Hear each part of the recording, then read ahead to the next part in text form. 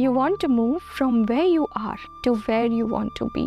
In the beginning of the new year, this urge for renewal is very strong.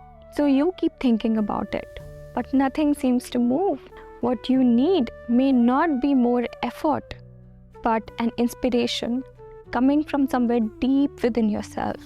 A state of flow, like a river that finds its way. In the ancient wisdom of India, this state of flow is personified. It has a form, a presence, and a name. She is Goddess Saraswati, and her name means she who flows. She is closer to you than you think. Saraswati isn't confined to temples or scriptures. Her essence is all around us, in the melody of a song, in the books preserved in a library, in the elegance of a handwritten letter or a carefully crafted speech, in the laughter of a child learning its first words, in the fluid grace of a dancer. She is wherever there is learning, creativity, and inspiration.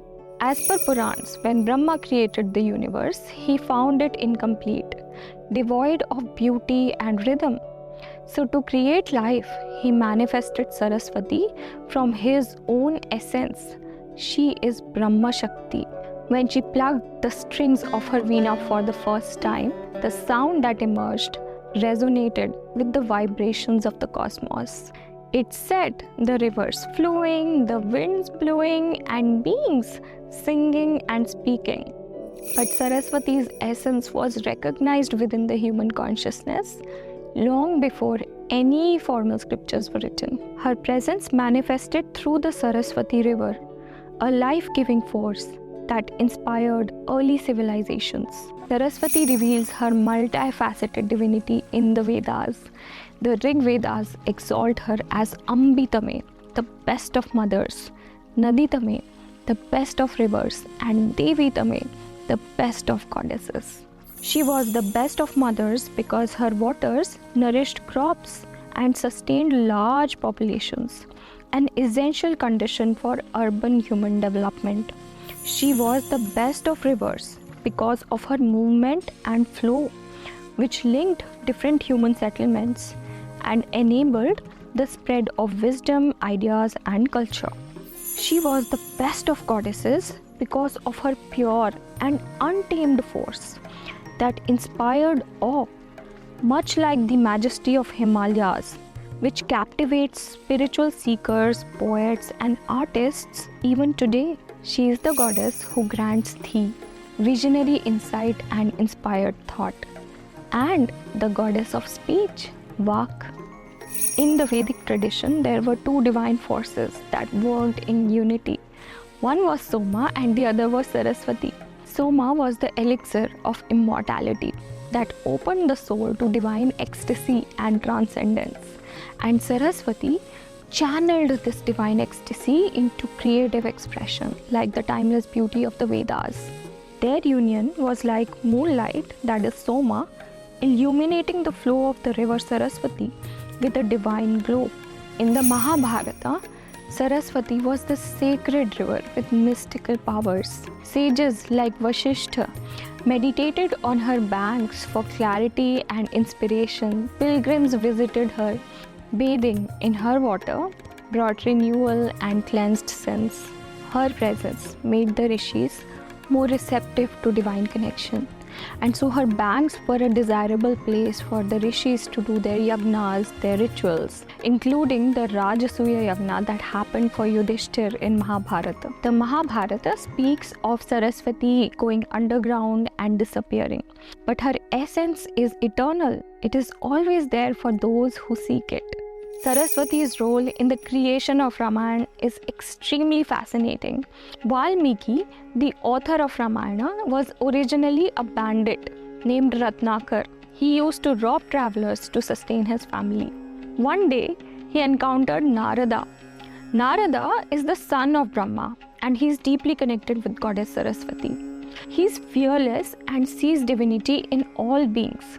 So when Ratnakar threatened him for his money, Narada remained calm and posed a deep question. He said, You say you commit these sins for your wife and children. Will they also share the consequences of your sins? This question made Ratnakar think, so he went to ask his wife and children. And when he put this question forward, they were horrified. They responded, "We are your dependents, and it is your duty to maintain us. But we never asked you to commit sins to provide for us.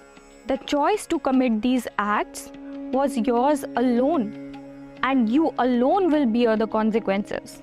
How can we share the burden of your crimes and sins?" These words shattered Ratnakar's reality, and this moment of truth marked a turning point in his life. He started to seek redemption.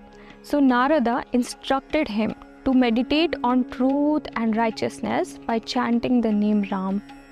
Ratnakara meditated so deeply for years that an anthill or Valmika formed around him, and this is how he got his name Valmiki, which means the place of ants. During this time, Saraswati blessed him with wisdom and creativity.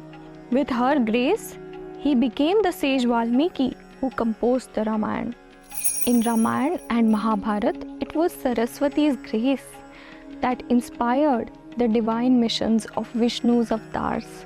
In Krishna's avatar, Saraswati empowers his mastery of words, guiding the Pandavas, mediating with the Kauravas, and delivering the profound wisdom of the Bhagavad Gita. In Ram's story, she blesses Valmiki, the sage whose words immortalized Ram's life, and Dharma in the Ramayana, transforming it into a masterpiece of divine wisdom and poetic beauty. The Puranas say that after Brahma created Saraswati, he was so captivated by her brilliance and beauty that he developed an intense infatuation towards her, not just as an object of his creation, but as an object of his desire. And this infatuation disrupted Saraswati's freedom. To restore order, Shiva manifested as Bhairava and cut Brahma's fifth head, which was pointing up towards Saraswati. And this humbled Brahma and reaffirmed Saraswati's autonomy. This story reveals deep truths about our attachments. When we create something beautiful, an idea, a relationship, or even a child, we cling to it too tightly sometimes, out of love or out of fear. But this hinders its growth. Our creation flourishes when it gets the space and freedom to unfold naturally. The Padma Purana says that Vishnu's tongue is Saraswati, meaning that every word that is spoken by Vishnu is inspired by the wisdom and purity of Saraswati. There is a beautiful verse by sage Agastya that reflects the desire for Saraswati's constant presence in one's speech to transform words into meaningful expression. As you can see, there is an incredible amount of importance given to speech in Indian spirituality. Speech backed by wisdom creates. Speech backed by emotion destroys. And speech aligned with higher truths transforms. Saraswati is the patron of all artists. But she isn't this goddess of just finished masterpieces. She guides us throughout the creative journey. Artists invoke Saraswati before creating anything new, because creating art requires tapping into something greater than oneself. It's a sacred process, and Saraswati embodies the sacredness. When Jayadeva, the great Sanskrit poet of the 12th century, created his epic poem Gita Govinda to express the relationship between Krishna, Radha, and the gopis of Vrindavan, he began with an invocation to goddess Saraswati. Bharata, the author of Natya Shastra, the foundational text on Indian performing arts, dance, music, and drama, composed his work under Saraswati's blessings. Saraswati's grace also protects. In Jainism, she is Shruta Devi, the guardian of sacred scriptures. Early Jain monks invoked her to protect and preserve the wisdom of the Tirthankars revealed on the palm leaf manuscripts. In Theravada and Mahayana Buddhism, She is the Bodhisattva of wisdom, often paired with Manjushri. Monks and scholars seek her blessings to articulate Buddhist philosophy. In Vajrayana tradition, she is Yang Chenma, the goddess of music and eloquent speech, the force that ensures that every note you play and every word you speak has the power to inspire and enlighten. In Tantra, we see Saraswati's more enigmatic forms, where she steps beyond the serene archetypes into the realms of raw, untamed wisdom. Matangi, the goddess of the unconventional, outcasts, rebels, and artists who dare to speak the truth and break the mold. Her emerald green skin and bone ornaments remind us that true creativity is born not in perfection, but in the messy, unorthodox spaces of life. Also, art and creativity is for everyone, everywhere. Neela Saraswati, the blue Saraswati. If Saraswati is the gentle river of wisdom, Neela Saraswati is the torrential flood that clears the path for growth. These forms remind us that Saraswati isn't just a muse, but she is a catalyst for creative renewal and transformation. Before delivering his historic speech at the Parliament of the World's Religions in 1893, Swami Vivekananda invoked Goddess Saraswati in his prayer. Worshipping Goddess Saraswati on Vasant Panchami at the onset of spring invokes her energy. Astrologically, it is an auspicious time to start new endeavors, like a new spiritual practice or a creative project. What is it about Goddess Saraswati that awakens our dormant creative energies? Maybe her symbols will give us a clue. Let's look at them. Saraswati holds a veena, a stringed instrument. The sound of the veena echoes the primordial vibration, Nad Brahma. In Sanskrit, Nad means sound or vibration, and Brahma means God or the transcendental. Nad Brahma conveys that the universe is sound. It is a symphony where every thought, emotion, and action is a note in the cosmic music. It includes all forms of sound, the Ahatanada, the gross external audible sounds like chants and mantras, as well as Anahatanada, the subtle sounds which are heard only in deep meditation. To hear Saraswati's veena is to experience the subtle call of the soul. Each chakra in the body is associated with a specific vibration. So sound becomes a tool to activate these different energy centers. In the vibrations of her veena, there is beauty of creation as well as mystery of silence. As much as she is the goddess of speech and music, she is equally the goddess of silence. True beauty lies in the interplay between sound and silence. Just as the notes of the veena gain their power from the stillness between them, our words and actions become meaningful when we blend them with moments of introspection. Silence here is not an absence of sound, but a presence of depth. Saraswati is in a white sari, depicting the unbiased and neutral nature of pure wisdom. Saraswati sits on a blooming white lotus, which reminds us of our humble beginnings in a fluid state. Saraswati's lotus has its roots in water. Life evolved from water, and every human being starts in the amniotic fluid of the womb, nurtured in a state of pure fluidity. Saraswati teaches us that creativity comes from fluidity and not from rigidity. Water is like our subconscious mind, full of mysteries. Most of our creativity comes from this hidden part of us. Saraswati, sitting on her lotus, encourages us to dive in and explore the depths of our psyche and bring out our inner wisdom to the surface. The white lotus also represents sattva, purity of thoughts and intentions. To access Saraswati's blessings, a sattvic mind is essential. In Kundalini Yoga, every chakra is represented by a specific number of lotus petals. As the Kundalini Shakti rises, These petals unfold, signifying the activation and awakening of these chakras. Saraswati is holding a book that represents Vedas and sacred scriptures that hold the truths of our existence. As the patron goddess, Saraswati is holding not just academic knowledge, but a deep spiritual understanding, Jnana. Saraswati is often shown with a swan, Hamsa. It's said that a swan is able to drink only milk when presented with a mixture of milk and water. And this discernment or Viveka is highly valued in Indian spirituality. The swan is also seen as the symbol of Atman or soul. Just as the swan glides effortlessly over water, the soul can live with the world without really being bound by it. The word Hamsa is also a sacred mantra, reflecting the sound of breath. Hum as we inhale and Sa as we exhale. Saraswati's Hamsa reminds us to align our breath with our thoughts and actions.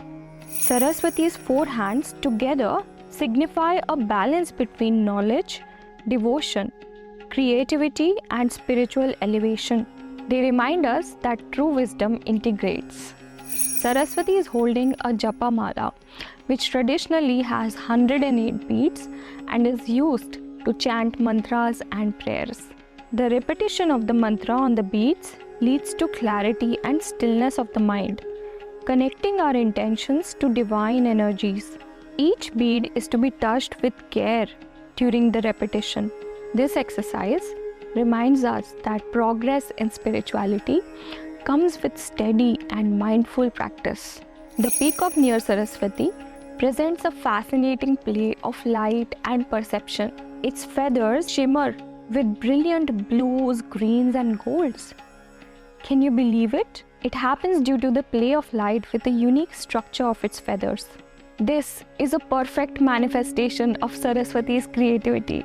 Peacocks have aggressive tendencies, and their presence near Saraswati reflects that true wisdom doesn't just suppress our raw intensity, but it refines it and directs it towards meaning. Saraswati is adorned with symbols, but these are just glimpses into her true essence. Though we give her a form, her grace is not bound by what we see. Saraswati ultimately represents the formless, the infinite and timeless source of all inspiration, which is already within all of us, waiting to flow freely when we invoke her. Just like everything else, Saraswati's gifts also have a shadow side.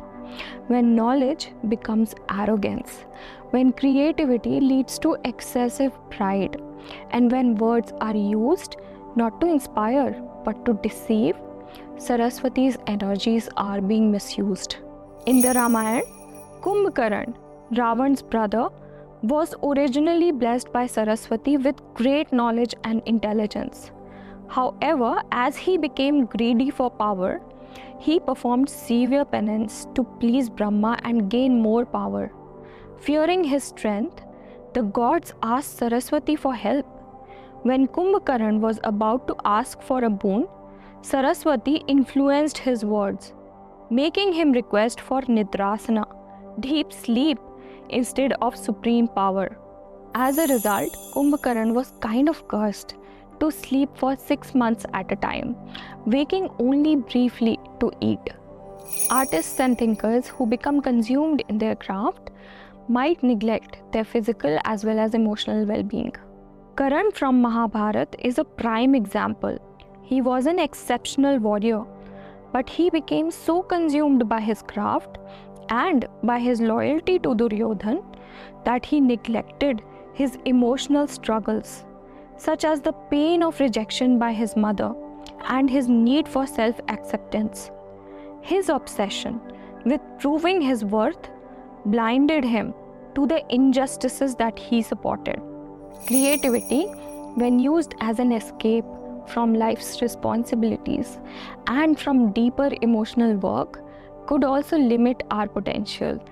In the Ramayana, Ravan exemplifies how creativity can become an escape. He was a brilliant scholar and a musician. However, he refused to confront his inner darkness, and that led to his downfall. Ravan's story shows us that creativity without authenticity or alignment with the Dharma can become shallow and fleeting. Saraswati is a goddess who is okay to be alone, and this solitude reflects the nature of true wisdom, which thrives in introspection and self-sufficiency. Saraswati doesn't want you to admire her. She wants you to embody her. As the new year begins, her message is loud and clear that renewal isn't about perfection, it's about the flow. So whether you're staring at a blank canvas or struggling with a new habit or just navigating through life's chaos, she calls out, move through the mess. Let her wisdom break you open, rebuild you, and guide you into a fresh chapter of your life. Thank you for joining me in this exploration. Please support my work by subscribing to this channel, and if you like this video, please give it a like and share it with your friends and family members.